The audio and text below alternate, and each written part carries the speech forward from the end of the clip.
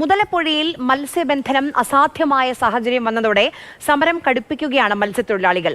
Harbour engineering വകുപ്പിലെ assistant executive എഞ്ചിനീയറുടെ കാര്യാലയത്തിലേക്ക് INTUC പ്രവർത്തകർ തള്ളിക്കയറാൻ ശ്രമിച്ചു.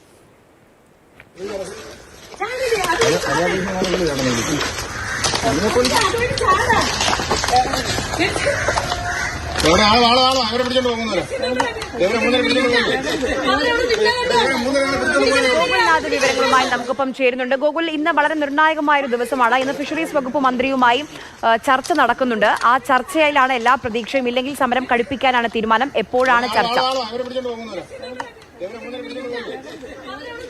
ആര്യ, ശാശ്വതമായ ഒരു പരിഹാരമാണ് ഇവർ ആവശ്യപ്പെടുന്നത്. അതിന്റെ ഭാഗമായിട്ടാണ് മുതലപ്പുഴയിൽ സമരവുമായി INTUC-യും CIT അടക്കമുള്ള സംഘടനകൾ മുൻപോട്ട് വരുന്നത്. മുൻപ് നമ്മൾ കണ്ടതാണ്, CITU മന്ത്രിക്കെതിരെ തന്നെ ശക്തമായ ആരോപണം ഉന്നയിച്ചുകൊണ്ട് സമരം മുൻപോട്ട് പോവുകയും ചെയ്തു. ഇന്ന് രാവിലെ ആയിരുന്നു ഹാർബർ അസിസ്റ്റന്റ് എക്സിക്യൂട്ടീവ് എഞ്ചിനീയറുടെ ഓഫീസിലേക്ക്, കാര്യാലയത്തിലേക്ക് ഇത്തരത്തിൽ INTUC-ന്റെ മാർച്ച് നടന്നത്.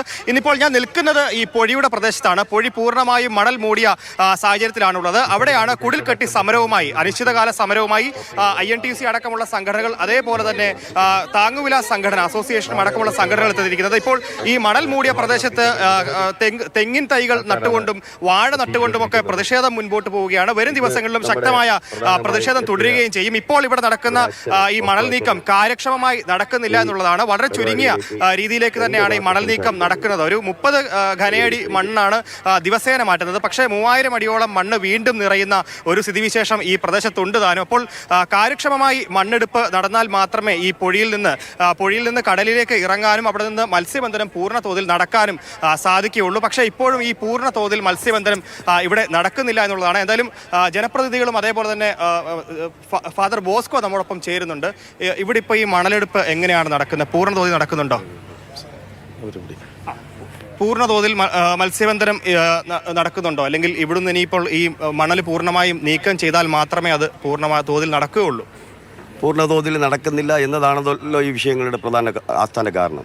ഇത് പൂർണ്ണമായി നടന്നിരുന്നുവെങ്കിൽ, നമ്മൾ ആവശ്യപ്പെട്ട സമയത്ത് നടന്നിരുന്നെങ്കിൽ ഇതൊന്നും ഈ ഒരു പ്രതിഭാസം ഇവിടെ ഉണ്ടാകില്ലായിരുന്നു. ഇവിടെ പൂർണ്ണമായി നടന്നില്ല എന്ന് മാത്രമല്ല, നിലവിൽ സാഹചര്യത്തിൽ കൂടിക്കിടക്കുന്നതിൽ ഈ മണൽ മാറ്റാൻ പ്രാപ്തിയായ മെഷീനറികളല്ല ഉപയോഗപ്പെടുത്തുന്നത്. 2000 ക്യൂബിക്കൽ മീറ്റർ ഡ്രഡ്ജ് ചെയ്യാൻ കഴിയുമെന്ന് അവർ അവകാശപ്പെടുന്നതിലും അതിട്ട് ചെയ്തിട്ട് പോലും ഇവിടെ പൊഴി മൂടാവുന്നതിന് മുമ്പ് കൊണ്ടുവന്ന മെഷീനറികൾ ഉപയോഗം ചെയ്തിട്ടാണ് ഈ അവസ്ഥ ഉണ്ടായ. അപ്പോൾ ഇത് മന്ത്രിതല ചർച്ച നടക്കുകയാണ്. അതിലൊരു പ്രതീക്ഷയുണ്ടോ? നിരവധി ചർച്ചകൾ നടന്നതല്ലേ, നിരവധി നിവേദനങ്ങൾ കൊടുത്തതല്ലേ, ഞങ്ങളെയും ക്ഷണിച്ചിട്ടുണ്ട്. ഇപ്പോൾ നമ്മൾ ഈ സമരപ്പന്തലിൽ ഇരിക്കുമ്പോഴും അനാക്സ് ഓഫീസിൽ നിന്നും കോൾ വരുന്നുണ്ട്, 2:30 മണിക്ക് മീറ്റിംഗിൽ പങ്കെടുക്കണമെന്ന് പറഞ്ഞു. കാര്യം ഈ ചർച്ചകൾ മന്ത്രി പറയുന്നത് കേൾക്കാനാണ് അവിടെ വിളിക്കുന്നത്. നമ്മൾ ആവലാതി കേൾക്കലല്ലോ മന്ത്രി. ആവലാതി കേൾക്കലാണെങ്കിൽ പരിഹാരമാകുന്നില്ല. മന്ത്രിതലത്തിലുള്ള ചർച്ചയും ഇന്ന് നടക്കുന്നുണ്ട്. അതല്ലെങ്കിൽ ഇപ്പോൾ കുടിൽ കെട്ടിയുള്ള സമരവും ഇന്ന് തുടങ്ങും എന്നുള്ളതാണ് അവിടെ തൊഴിലാളികൾ പ്രഖ്യാപിച്ചിരിക്കുന്നത്.